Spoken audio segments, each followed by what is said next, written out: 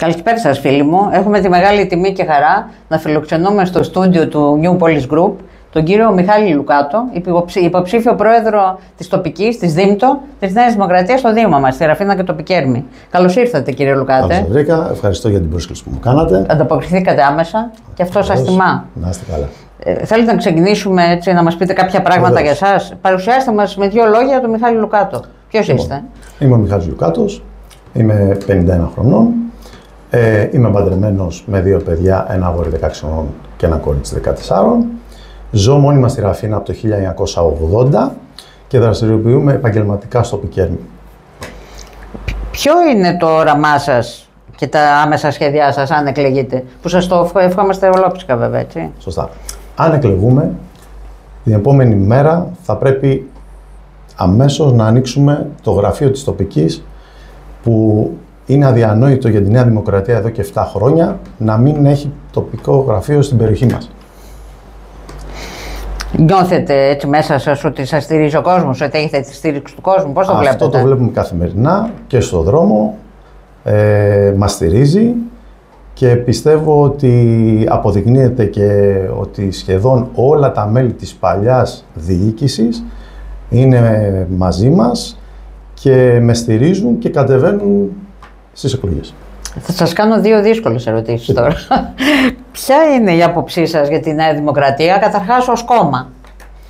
Ναι, ως κόμμα η Νέα Δημοκρατία είναι πυλώνας για τη δημοκρατία μας, καταρχήν να πω.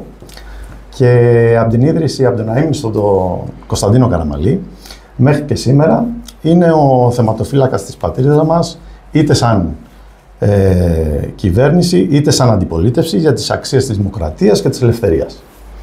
Μην ξεχνάμε ότι η παράταξη που μπήκε μπροστά και οδήγησε και οδηγεί τη χώρα στην Ευρωπαϊκή Ένωση και στις ευρωπαϊκές αξίες μέχρι και σήμερα.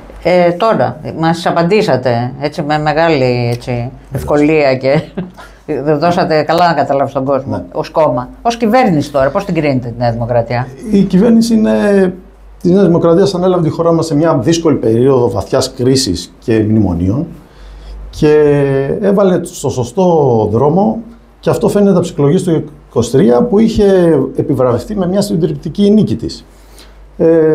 Σίγουρα τον τελευταίο καιρό υπάρχουν δυσαρεστημένοι, αλλά εδώ είμαστε εμείς, τα μέλη, πρώτα απ' όλα, που πρέπει να αποδείξουμε τα κακά κείμενα στους βουλευτές και στους υπουργούς, για να μπορέσουμε να ξαναχτίσουμε γερά τη σχέση εμπιστοσύνης που έχει πληγεί. Λοιπόν, ας πούμε θεωρητικά ότι συναντούσατε τον Κυριάκο τον Μητσοτάκη, τον Πρωθυπουργό της χώρας, και μπορούσατε να του ζητήσετε ένα μόνο πράγμα. Ποιο θα ήταν αυτό? Βασικά θα ήθελα να ζητήσω πολλά από τον Κυριάκο Μητσοτάκη. Ένα μόνο θα μας πείτε όμως. Ναι, σίγουρα. Το μόνο σίγουρο που θα μπορούσα να ζητήσω από τον Πρωθυπουργό είναι ότι αν περνάει από το χέρι του, πρέπει να μας απελευθερώσει την πόλη και το Δήμο μας από αυτό το βραχνά που λέγεται λιμάνι Ραφίνας, και να μας δώσει μια λύση ώστε να μην είμαστε εχμάλωτοι 8 μήνες του χρόνου από το κυκλοφοριακό εννοώ. Δηλαδή πιστεύετε, κύριε Λουκάτε, ότι αυτό είναι το μεγάλο πρόβλημα της Ραφίνας? Είναι πολύ μεγάλο πρόβλημα και συνέχεια γίνεται και... Είναι και το δεύτερο μεγαλύτερο λιμάνι της χώρας. Κοιτάξτε, έχουμε μεγάλο πρόβλημα στη Ραφίνα, η αλήθεια είναι αυτή. Βέβαια. Και μεγαλώνεται γιατί η τουριστική περίοδος μεγαλώνει συνέχεια. Τα καράβια, αν γίνει και το master plan. Άμα γίνει και αυτό, θα έχουμε μεγάλο θέμα. Πιστεύετε ότι ο Πρωθυπουργός μπορεί να κάνει κάτι γι' αυτό, ή είναι θέματα υπέρ? Πιστεύω ότι μπορεί και ο Πρωθυπουργός. Εύχομαι λοιπόν να τον συναντήσετε και να δούμε τι θα μας απαντήσει. Μακάρι. Έτσι. Γιατί είχε ξαναγηθεί από και την πρώην πρόεδρο του διευθύνουσα μάλλον, κύριε Αγγικάκη, που είναι και η πρόεδρος μέχρι στιγμής της τοπικής της Νέας Δημοκρατίας. Έχετε δίκιο. Τώρα, μια τελευταία ερώτηση. Κοιτώντας έτσι την κάμερα και κοιτώντας τους φίλους και στα μάτια που λένε, ναι. Τι θα θέλετε να πείτε στα μέλη και τους φίλους της Νέας Δημοκρατίας για τις εσωκομματικές εκλογές? Να θυμίσουμε, φίλοι μου, ότι είναι 23 Νοεμβρίου, είναι έτσι? Θα το έλεγα εγώ, ναι, Κυριακή 23 Νοεμβρίου.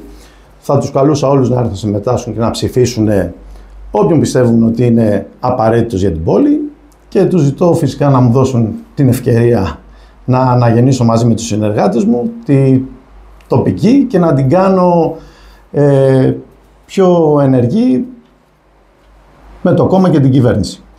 Σας ευχόμαστε ολόψυχα, να έχετε καλή επιτυχία. Σας ευχαριστώ πάρα πολύ. Και μετά, αν και όταν εκλεγείτε, θα σας βάλουμε και τη συνέντευξη. Βεβαίως, θα είμαι εδώ να τα πούμε ξανά. Σας ευχαριστούμε πάρα πολύ. Να είστε καλά. Εγώ ευχαριστώ.